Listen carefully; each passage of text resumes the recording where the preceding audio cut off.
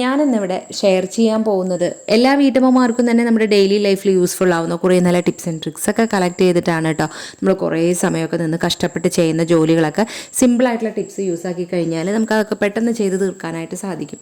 അങ്ങനെയുള്ള കുറേ നല്ല ടിപ്സാണ് ഇന്നത്തെ വീഡിയോയിൽ ഞാൻ ഉൾപ്പെടുത്തിയിരിക്കുന്നത്. അപ്പോൾ ഇനി നമുക്ക് നേരെ വീഡിയോയിലോട്ട് പോവാം കേട്ടോ. അപ്പോൾ ആദ്യത്തെ ടിപ്സ് എന്താണെന്ന് വെച്ചാൽ, ഇതൊരു നല്ല റെസിപ്പിയാണ് കേട്ടോ. നമ്മൾ കൈപ്പയ്ക്കൊക്കെ വെച്ചിട്ട് നമ്മൾ സാധാരണ കുക്ക് ചെയ്യുമ്പോൾ കൈപ്പയ്ക്ക് നല്ല കയ്പ്പുണ്ടാവും. പകുതി പേരും കൈപ്പയ്ക്ക കഴിക്കില്ല. പക്ഷേ ഇങ്ങനെയൊക്കെ തയ്യാറാക്കുകയാണെന്നുണ്ടെങ്കിൽ ഒരു വെറൈറ്റി ആവുകയും ചെയ്യും, അതുപോലെ നല്ല ടേസ്റ്റും ഉണ്ടാവും കേട്ടോ. ഈ ഒരു കറി എന്ന് വെച്ചാൽ നമുക്ക് ദോശയ്ക്കാണെങ്കിലും അതുപോലെ ചപ്പാത്തിക്കും ചോറിനും ഒക്കെ കഴിക്കാൻ പറ്റിയിട്ടുള്ള നല്ലൊരു കറിയാണ് കേട്ടോ. അപ്പോൾ അതിനായിട്ട് നമ്മളൊരു ചീനച്ചട്ടി അടുപ്പത്തേക്ക് വെച്ച് അതിലേക്ക് ഞാനിവിടെ നല്ലെണ്ണയാണ് കേട്ടോ ഒഴിച്ചു കൊടുക്കുന്നത്. ഇപ്പോൾ നിങ്ങളുടെ കയ്യിൽ നല്ലെണ്ണ ഇല്ലയെന്നുണ്ടെങ്കിൽ വെളിച്ചെണ്ണ തന്നെ ഒഴിച്ചു കൊടുത്താലും മതിയാവും. അത് കുറച്ച് ഒഴിച്ചു കൊടുത്തിട്ട് നമ്മൾ ഈ ഒരു കൈപ്പയ്ക്ക, ഇപ്പം ഞാൻ ചെറിയ 2 കൈപ്പയ്ക്കയാണ് കേട്ടോ എടുത്തിരിക്കുന്നത്. അത് ഇതുപോലെ വട്ടത്തിൽ അതിനകത്തുള്ള സീഡെല്ലാം തന്നെ കളഞ്ഞിട്ട് ഇതുപോലെ ഒന്ന് കട്ട് ചെയ്തതിന് ശേഷം നല്ലോണം ഒന്ന് കഴുകി അതിൽ വിഷാംശം എല്ലാം പോകുന്നത് വരെ കുറച്ച് സമയം നമ്മൾ മഞ്ഞവെള്ളത്തിലൊക്കെ ഇട്ട് നന്നായി ഒന്ന് കഴുകിയെടുത്തതാണ് കേട്ടോ. എന്നിട്ട് നമ്മൾ അത് ഇതിലേക്ക് ഇട്ട് കൊടുക്കുക. പിന്നെ അതിലേക്ക് മേലെ കുറച്ച് ഉപ്പും കൂടി ഇട്ട് കൊടുക്കുന്നുണ്ട്. അത് ഈ കൈപ്പയ്ക്ക് പാകത്തിനുള്ള ഉപ്പും കൂടി കുറച്ച് ഇട്ട് കൊടുത്തിട്ട് ജസ്റ്റ് ഈ ഒരു ലെവലിൽ നല്ലോണം ക്രിസ്പി ആയിട്ട് നമ്മൾ ഫ്രൈ ചെയ്തെടുക്കണം എന്നില്ല കേട്ടോ. ജസ്റ്റ് ഇതുപോലെ ഒന്ന് ഫ്രൈ ചെയ്ത് ഒന്ന് ഇതാക്കി എടുക്കുക. ഒരു 5 മിനിറ്റ് 10 മിനിറ്റൊക്കെ ഇട്ട് ഒന്ന് നന്നായി ഇളക്കിയെടുത്താൽ മതി. ഹൈ ഫ്ലെയിമിലും മീഡിയം ഫ്ലെയിമിലൊക്കെ വെച്ചിട്ട് നമ്മൾ ഒന്ന് ഇളക്കി എടുത്തതിന് ശേഷം നമ്മൾ ആ ഒരു സെയിം എണ്ണയിൽ തന്നെ നമ്മൾ അതിലേക്ക് കുറച്ച് കടുക് ഇട്ട് കൊടുക്കുന്നുണ്ട് കേട്ടോ. കടുക് ഇട്ട് കൊടുക്കാം. പിന്നെ അതുപോലെ തന്നെ ജീരകം കുറച്ച് ഇട്ട് കൊടുക്കാം. ചെറിയ ജീരകം ഉണ്ടല്ലോ അതിട്ട് കൊടുക്കാം. പിന്നെ കുറച്ച് ഉലുവ, അതുപോലെ തന്നെ കുറച്ച് ഉഴുന്ന് പരിപ്പ്. അപ്പോൾ ഇതെല്ലാം കൂടി ഇട്ടിട്ട് ഇത് നന്നായി ഒന്ന് പൊട്ടി വരുന്ന സമയത്ത് ഒരു 4-5 വെളുത്തുള്ളിനെ നമ്മൾ നന്നായി ചെറിയ രീതിയിൽ ഒന്ന് കൊത്തി അരിഞ്ഞതിനെയും കൂടി നമ്മൾ ഇതിലേക്ക് ഇട്ട് കൊടുക്കാം. ഇട്ട് കൊടുത്തിട്ട് നന്നായി തന്നെ ഇതിനൊന്ന് നമ്മൾ വഴറ്റിയെടുക്കാം കേട്ടോ. അതുപോലെ വളരെ കുഞ്ഞതാക്കിയിട്ട് കൊത്തിയരിയില്ല എന്നുണ്ടെങ്കിൽ ഒന്ന് ജസ്റ്റ് ചതച്ചെടുക്കുകയാണെന്നുണ്ടെങ്കിൽ ചതച്ചെടുത്താലും മതിയാവും കേട്ടോ. പിന്നെ കുറച്ച് കറിവേപ്പിലയും കൂടി ഞാൻ ഇതിലേക്ക് ഇട്ട് കൊടുക്കുന്നുണ്ട്. പിന്നെ ഞാനിവിടെ 2 സവോള, നല്ല വലിയ സവോളയാണ് കേട്ടോ, ഇതുപോലെ ഒന്ന് കൊത്തി അരിഞ്ഞത്, കുഞ്ഞതാക്കി കൊത്തി അരിഞ്ഞതും കൂടി ഞാനിപ്പോൾ ഇതിലേക്ക് ഇട്ടിട്ട് നന്നായി ഒന്ന് വഴറ്റിയെടുക്കാം. ഇത് പെട്ടെന്ന് വഴന്ന് കിട്ടാനായിട്ട് നമ്മളിതിലേക്ക് കുറച്ച് ഉപ്പും കൂടെ ആഡ് ചെയ്ത് കൊടുക്കുന്നുണ്ട്. അപ്പോൾ സവോള കുറച്ച് സമയം എടുത്ത് തന്നെ നന്നായി ഒന്ന് വഴറ്റിയെടുക്കണം കേട്ടോ. സവോള ഇങ്ങനെ തന്നെ ജസ്റ്റ് ഒന്ന് വഴറ്റിയിട്ട് നമ്മൾ കറി ആക്കുകയാണെന്നുണ്ടെങ്കിൽ ആ കറിക്ക് എന്ത് കറിയാണെന്നുണ്ടെങ്കിലും ആ ഒരു കറിക്ക് നമുക്ക് അത്ര ടേസ്റ്റ് ഉണ്ടാവില്ല. അപ്പോൾ നമ്മൾ ഈ വഴറ്റിയെടുക്കുന്നത് കുറച്ച് സമയം എടുത്ത് നന്നായി ഒന്ന് വഴറ്റിയെടുത്ത് കഴിഞ്ഞാൽ ആ ഒരു കറിക്ക് നല്ല ഒരു തിക്നെസ് കിട്ടാനൊക്കെ ഹെൽപ്പാക്കും. അപ്പോൾ ഇത് നന്നായി ഒന്ന് വഴന്ന് വന്നതിന് ശേഷം നല്ല വലിയ 2 തക്കാളി ഇതുപോലെ മിക്സിയുടെ ജാറിലിട്ട് നന്നായി ഒന്ന് അടിച്ചെടുത്തതാണ് കേട്ടോ. നല്ല പേസ്റ്റ് രീതിയിലാക്കണമെന്നില്ല, ജസ്റ്റ് ഒന്ന് എടുത്തിട്ട് നമ്മളത് നന്നായി ഒന്ന് ഇതിലിട്ട് വഴറ്റിയെടുക്കുക. പിന്നെ നമ്മളിതിലേക്ക് ആവശ്യത്തിനുള്ള മഞ്ഞൾപ്പൊടി കുറച്ചിട്ട് കൊടുക്കുന്നുണ്ട്. 1/4 ടീസ്പൂണോളം മഞ്ഞൾപ്പൊടി, അതുപോലെ എരിവിന് ആവശ്യത്തിനുള്ള ഞാൻ 1 ടേബിൾ സ്പൂണോളം മുളക് പൊടി ഇട്ട് കൊടുക്കുന്നുണ്ട്. പിന്നെ അതേപോലെ തന്നെ ഒരു 2 ടേബിൾ സ്പൂണോളം മല്ലിപ്പൊടിയും കൂടി ഇട്ട് കൊടുക്കുന്നുണ്ട് കേട്ടോ.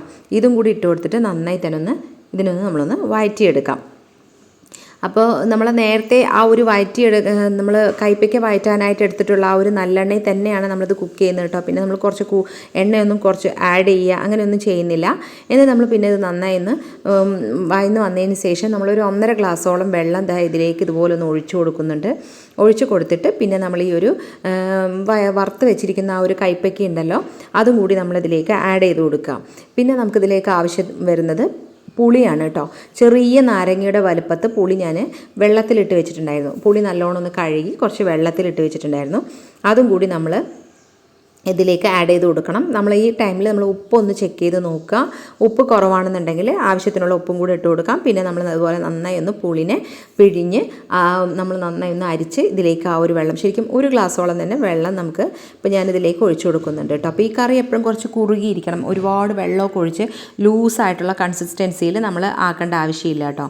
അപ്പോൾ ഇങ്ങനെ ആക്കുന്ന സമയത്ത് ഈ കറിക്ക് ഒരു പ്രത്യേക ടേസ്റ്റാണ്. പിന്നെ നമ്മളിതിലേക്ക് തേങ്ങയോ ഒന്നും തന്നെ ആഡ് ചെയ്യുന്നില്ല. നമുക്ക് പെട്ടെന്ന് തന്നെ തയ്യാറാക്കാനായിട്ട് സാധിക്കുകയും ചെയ്യും. അതായത് നമുക്ക് സവോള വഴറ്റുന്ന സമയം, അതുപോലെ കൈപ്പയ്ക്ക ഒന്ന് വഴറ്റിയെടുക്കുന്ന സമയം മാത്രമേ നമുക്ക് ആവശ്യമുള്ളൂ. ഇനി നമുക്കിതിനൊന്ന് മൂടി വെച്ച് വേവിക്കാം കേട്ടോ. അപ്പോൾ അത് അടിപൊളി ടേസ്റ്റ് ആയിട്ടുള്ള ഒരു വെറൈറ്റി ആയിട്ടുള്ള ഒരു കൈപ്പയ്ക്ക കറി റെഡി ആയിട്ടുണ്ട്.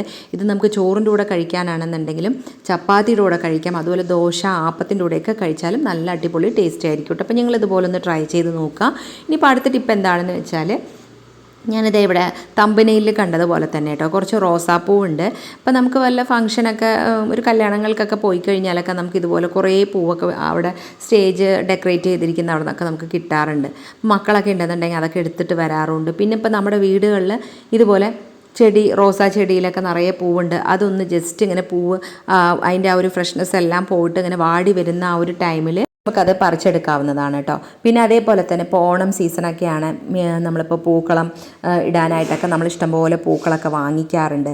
പിന്നെ ആ പൂക്കളൊക്കെ നമ്മൾ പൂക്കളം ഇട്ട് കഴിഞ്ഞ് കഴിഞ്ഞാൽ പിന്നെ അത് വെറുതെ നമ്മൾ കളയുകയും ചെയ്യുക. ആ പൂക്കളൊക്കെ നമുക്ക് ഇതിനായിട്ട് ഈ ഒരു ആവശ്യത്തിനായിട്ട് എടുക്കാം കേട്ടോ. നമ്മൾ വെറുതെ കരിച്ച് കളയുന്നതിനേക്കാളും നമ്മൾ ഈ ഒരു രീതിയിൽ നമ്മൾ ആക്കിയെടുക്കുക. അപ്പോൾ നമ്മളിത് എടുത്തിട്ട് ഇതളുകളെല്ലാം തന്നെ നമ്മളൊന്ന് സെപ്പറേറ്റ് ചെയ്തതിന് ശേഷം നമ്മളിതുപോലെ പരന്ന ഒരു പാത്രത്തിലോ അതുപോലെ മുറത്തിലോ നമ്മളൊന്ന് അതിനെ പരത്തി വെച്ചിട്ട് നമുക്കിത് വെയിലത്ത് വെച്ച് നന്നായി ഒന്ന് ഉണക്കിയെടുക്കാം കേട്ടോ. ശരിക്കും നല്ല വെയിലുണ്ടെന്നുണ്ടെങ്കിൽ നമുക്ക് ഒരു ദിവസം കൊണ്ട് തന്നെ നമുക്ക് ഏകദേശം ഇതിനൊന്ന് നമുക്ക് ഉണക്കിയെടുക്കാവുന്നതാണ്. ഇപ്പോൾ വെയിലില്ല എന്നുണ്ടെങ്കിലും നമുക്കിതൊന്ന് ചൂടുള്ള വല്ല ചീനച്ചട്ടിയിലോ ദോശക്കല്ലിലൊക്കെ നമ്മൾ ഇട്ട് കഴിഞ്ഞാൽ പെട്ടെന്ന് തന്നെ നമുക്കിത് ഉണങ്ങി നല്ല ക്രിസ്പി ആയിട്ട് കിട്ടാനായിട്ട് ഹെൽപ്പ് ആക്കും കേട്ടോ. അപ്പോൾ അതുപോലെ നിങ്ങൾ എൻ്റെ ചാനൽ ആദ്യമായി കാണുന്ന കൂട്ടുകാരാണെങ്കിൽ സബ്സ്ക്രൈബ് ചെയ്യാതെ കാണുന്ന കൂട്ടുകാരുണ്ടെങ്കിൽ ഒന്ന് സബ്സ്ക്രൈബ് ചെയ്ത് സപ്പോർട്ട് ചെയ്യണേ. അതേപോലെ തന്നെ അതിൻ്റെ തൊട്ടടുത്ത് കാണുന്ന ബെല്ലൈക്കണിൽ ഓളുന്ന ബട്ടൺ കൂടി എനേബിൾ ചെയ്താൽ മാത്രമേ ഞാനിടുന്ന വീഡിയോസിൻ്റെ നോട്ടിഫിക്കേഷനൊക്കെ നിങ്ങൾക്ക് കൃത്യമായിട്ട് കിട്ടുകയുള്ളൂ കേട്ടോ. ഇത് കണ്ടോ, അപ്പോൾ നമ്മൾ റോസാപ്പൂന്ന് ചെടിയിൽ നിന്ന് കിട്ടുന്ന ഓരോ റോസാ ചെടിയിൽ നിന്ന് കിട്ടുന്ന പൂക്കളാണെന്നുണ്ടെങ്കിലും റോസാപ്പൂ മാത്രമല്ല വേറെ എന്ത് പൂക്കളാണെന്നുണ്ടെങ്കിലും വാടി വരുന്ന സമയത്ത് നമുക്ക് ഈ ഒരു രീതിയിൽ ഇതിനെ നമുക്ക് വെയിലത്ത് വെച്ചൊന്ന് ഉണക്കിയെടുക്കാം കേട്ടോ. ഇതിപ്പോൾ ഒരു ദിവസം രാവിലെ വെച്ച് വൈകുന്നേരം ആകുമ്പോഴത്തേനും തന്നെ ഈ ഒരു രീതിയിൽ നമുക്ക് നല്ല ക്രിസ്പി ആയി തന്നെ നമുക്ക് ഉണങ്ങി കിട്ടിയിട്ടുണ്ട്. നമുക്കിത് ജസ്റ്റ് ഒരു മിക്സിയുടെ ജാറിൽ ഇട്ട് കൊടുത്തു കഴിഞ്ഞാൽ നല്ല ഫൈൻ പൗഡറായിട്ട് തന്നെ നമുക്കിത് പൊടിച്ചെടുക്കാനായിട്ട് നമുക്ക് സാധിക്കും കേട്ടോ. അപ്പോൾ നമ്മൾ ഇതുപോലെ ഒരു മിക്സിയുടെ ജാറിലേക്ക് ഇത് മുഴുവനായി ഇട്ട് കൊടുക്കുന്നുണ്ട്. അപ്പോൾ നമുക്ക് കുറച്ച് കിട്ടുന്ന സമയമാണെന്നുണ്ടെങ്കിലും ഇതുപോലെ ഉണക്കി പൊടിച്ച് വെച്ച് കഴിഞ്ഞാലും മതിയാവും കേട്ടോ. അപ്പോൾ ഇതിനെ നമുക്കൊന്ന് പൊടിച്ചെടുത്തിട്ട് വരാം. അപ്പോൾ ഇതിനെ ഞാനൊന്ന് പൊടിച്ചെടുത്തിട്ട് വരുന്നുണ്ട് കേട്ടോ. അപ്പോൾ നല്ല രീതിയിൽ തന്നെ നമുക്കിതിനെ പൊടിഞ്ഞ് കിട്ടിയിട്ടുണ്ട്. ഇപ്പോൾ എത്ര കൂടുതൽ പൂക്കളുണ്ടെന്നുണ്ടെങ്കിലും ഈ ഒരു അത് പൊടിഞ്ഞ് അതൊന്ന് ഉണക്കി പൊടിച്ച് വരുമ്പോൾ വളരെ കുറച്ച് ക്വാണ്ടിറ്റിയിലേ നമുക്ക് കിട്ടുകയുള്ളൂ കേട്ടോ. കണ്ട ഈ ഒരു രീതിയിൽ നമുക്കിതിനെ കിട്ടിയിട്ടുണ്ട്. ഇനി നമുക്കിതിലേക്ക് കർപ്പൂരം നമ്മുടെ കയ്യിൽ എത്ര കർപ്പൂരം ഉണ്ടോ അത് നമ്മൾ പൂജയുടെ ആവശ്യത്തിനായിട്ടും ഒക്കെ നമ്മൾ കടകളിൽ കിട്ടാറുണ്ട്. അപ്പോൾ അതിന് ജസ്റ്റ് കൈ കൊണ്ടൊന്ന് ഇങ്ങനെ ഇതൊന്ന് ഞരടി കൊടുത്തു കഴിഞ്ഞാൽ തന്നെ നന്നായി അതൊന്ന് പൊടിഞ്ഞ് കിട്ടും. അതും കൂടി ഞാനിതിലേക്ക് ചേർത്ത് കൊടുക്കുന്നുണ്ട്. അപ്പോൾ ഞാൻ വലിയ കർപ്പൂരം ആയത് കാരണം ഞാൻ 2 എണ്ണമാണ് എടുത്തിരിക്കുന്നത്. അപ്പോൾ കുറച്ചാണെന്നുണ്ടെങ്കിൽ ഒരു 3-4 ചെറിയതാണെന്നുണ്ടെങ്കിൽ 3-4 എടുക്കാം കേട്ടോ. പിന്നെ നമ്മളിതിലേക്ക് കുറച്ച് നെയ്യും കൂടി ആഡ് ചെയ്ത് കൊടുക്കുന്നുണ്ട്. ഈ ടൈമിൽ നമ്മുടെ കയ്യിൽ വേപ്പിൻ്റെ ഇല ഉണ്ടെന്നുണ്ടെങ്കിൽ അതിനെ ഉണക്കി പൊടിച്ചിട്ട് നമുക്ക് അതും ചേർക്കാവുന്നതാണ് കേട്ടോ. ഇപ്പം ഞാൻ ഇത് മാത്രമാണ് ചേർത്ത് കൊടുക്കുന്നത്. ചിലവർ ഇതിൻ്റെ കൂടെ ബേ ലീഫ് അതുപോലെ പട്ട ഏലക്കായൊക്കെ ചേർക്കാറുണ്ട്. അപ്പം ഞാൻ അതൊന്നും തന്നെ ചേർക്കുന്നില്ല. ഈ ഒരു നെയ്യും അതുപോലെ കർപ്പൂരം കുറച്ച് പൊടിച്ചിട്ടത് മാത്രമാണ് ചേർക്കുന്നത്. എന്നിട്ടിത് നന്നായി കൈ കൊണ്ടുവന്ന് എല്ലായിടത്തും അതിൻ്റെ ആ ഒരു നെയ്യിൻ്റെ അംശം എല്ലായിടത്തും ആക്കി കൊടുക്കുന്നുണ്ട്. പോരാ എന്ന് തോന്നുന്നുണ്ടെങ്കിൽ കുറച്ചും കൂടെ നമ്മളിതിലേക്ക് നെയ്യ് ചേർത്ത് കൊടുക്കാവുന്നതാണ്. പിന്നെ നമ്മുടെ കയ്യിൽ റോസ് വാട്ടർ ഉണ്ടെന്നുണ്ടെങ്കിൽ റോസ് വാട്ടറും ഈ ടൈമിൽ ഒഴിച്ചു കൊടുക്കാം കേട്ടോ. അപ്പോൾ ഞാൻ റോസ് വാട്ടർ എൻ്റെ കയ്യിൽ ഇല്ലാത്തത് കൊണ്ട് ഞാനത് ചേർത്ത് കൊടുക്കുന്നില്ല. എന്നിട്ട് ഇതുണ്ട് ഇതുപോലെ കൈ കൊണ്ട് പിടിക്കുമ്പോൾ ഈ ഒരു ലെവലിൽ ആവുന്നത് വരെ നമ്മളൊന്ന് ഈ ഒരു ഇത് നന്നായി ഒന്ന് മിക്സ് ചെയ്ത് കൊടുക്കുക. അതപ്പോൾ ഇതുപോലെ നമ്മൾ കമ്പ്യൂട്ടർ സാമ്പ്രാണിയൊക്കെ നമ്മൾ വാങ്ങിക്കാറില്ലേ, അതുപോലെ നമ്മൾ ഇതിനെ ഒന്ന് ഏത് ഷേപ്പിൽ വേണോ അതുപോലെ നമുക്ക് ആക്കി കൊടുക്കാവുന്നതാണ് കേട്ടോ. നല്ല സ്റ്റിക്കിൻ്റെ പരുവത്തിലാവണം എന്നുണ്ടെങ്കിൽ നമുക്ക് അതിന് ഇതിൽ ചെയ്ത് കൊടുക്കാവുന്നതാണ്. നമ്മൾ സ്റ്റിക്ക് എന്തെങ്കിലും ഉണ്ടെന്നുണ്ടെങ്കിൽ അത് വെച്ചിട്ട് അതിൻ്റെ മുകളിൽ ഇതിനെ ജസ്റ്റ് ഒന്ന് കൈ കൊണ്ട് ഇതുപോലെ ഒന്ന് പ്രസ് ചെയ്ത് കൊടുത്ത് നമ്മളതൊന്ന് ഉണക്കിയെടുക്കുകയാണെന്നുണ്ടെങ്കിൽ നല്ല അടിപൊളിയായിട്ടുള്ള ചന്ദനത്തിരി നമുക്കിവിടെ റെഡി ആയിട്ടുണ്ട് കേട്ടോ. ഇപ്പം ഞാൻ ഈ ഒരു ലെവലിലേക്കാണ് ഇങ്ങനെ കമ്പ്യൂട്ടർ സാമ്പ്രാണിൻ്റെ ആ ഒരു ഷേപ്പിലാണ് ഞാനിത് ഇതുപോലെ ഒന്ന് ആക്കിയെടുക്കുന്നത്. ഇതിനെ നമ്മളിതുപോലെ ഒരു പാത്രത്തിലേക്ക് എടുത്ത് വെച്ച് ഇത് നന്നായി ഒന്ന് ഉണക്കിയെടുക്കണം കേട്ടോ. അപ്പോൾ അതിൻ്റെ നനവും ഇപ്പോൾ ഒക്കെ ഒന്ന് ആ ഒരു നെയ്യിൻ്റെ അംശം എല്ലാം ഒന്ന് കറക്റ്റായി കിട്ടാൻ വേണ്ടിയിട്ട് ഒന്ന് ഡ്രൈ ആക്കി എടുക്കാം.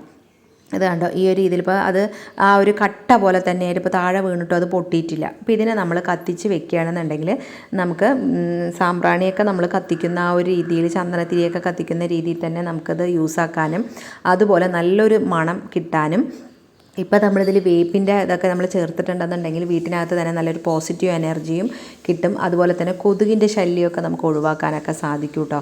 ഇപ്പോൾ നമ്മളിതിൽ അത് ചേർത്തിട്ടില്ല എങ്കിലും ഈ ആ ഒരു റോസാപ്പൂവിൻ്റെ നല്ലൊരു സ്മെല്ലും കർപ്പൂരത്തിൻ്റെ മണവും കൂടെ മിക്സായിട്ട് നല്ലൊരു മണം തന്നെ നമുക്ക് കിട്ടും. ഇപ്പോൾ ഇത് സന്ധ്യാസമയത്താണെന്നുണ്ടെങ്കിലും രാവിലെ സമയത്താണെന്നുണ്ടെങ്കിലും ഇത് കത്തിച്ച് വെക്കാം കേട്ടോ. അപ്പോൾ നിങ്ങളിപ്പോൾ ഈ ഓണ സമയത്തൊക്കെ ഓണപ്പൂക്കൾ ഇടാനായിട്ടൊക്കെ നിങ്ങൾ പൂക്കളൊക്കെ മേടിക്കുന്നുണ്ടെന്നുണ്ടെങ്കിൽ അത് ആവശ്യം കഴിഞ്ഞാൽ കളയാതെ ഈ ഒരു രീതിയിൽ നിങ്ങളൊന്ന് ട്രൈ ചെയ്ത് നോക്കുക കേട്ടോ. അപ്പോൾ വളരെ യൂസ്ഫുൾ ആയിട്ടുള്ള നല്ലൊരു ടിപ്പാണ്. അപ്പോൾ ഇന്നത്തെ വീഡിയോസിൽ ഏതെങ്കിലും ഒരു ടിപ്സ് നിങ്ങൾക്ക് യൂസ്ഫുള്ളായി തോന്നിയിട്ടുണ്ടെങ്കിൽ വീഡിയോയ്ക്ക് ലൈക്ക് ചെയ്യുക, ഷെയർ ചെയ്യുക, നിങ്ങളുടെ ഫ്രണ്ട്സ് ആൻഡ് റിലേറ്റീവ്സിനൊക്കെ ഒന്ന് ഷെയർ ചെയ്യാം. അതുപോലെ വീഡിയോയ്ക്ക് നല്ല നല്ല കമൻറ്റ് ഇടാനൊന്നും മറക്കരുത് കേട്ടോ. അപ്പോൾ നിങ്ങളുടെ നല്ല നല്ല കമൻറ്റ് വായിക്കുമ്പോഴാണ് എനിക്ക് ഇനിയും വീഡിയോ ഇടാനുള്ള നല്ലൊരു പ്രചോദനം കൂടിയാവുന്നത്. പിന്നെ ഇതേപോലെ തന്നെ അടുത്ത നല്ല ഇൻട്രസ്റ്റിംഗ് ആയിട്ടുള്ളതും എല്ലാ വീട്ടമ്മമാർക്കും ഒരേപോലെ യൂസ്ഫുൾ ആവുന്ന വളരെ നല്ലൊരു വീഡിയോയിൽ കാണുന്നത് വരേക്കും ബൈ.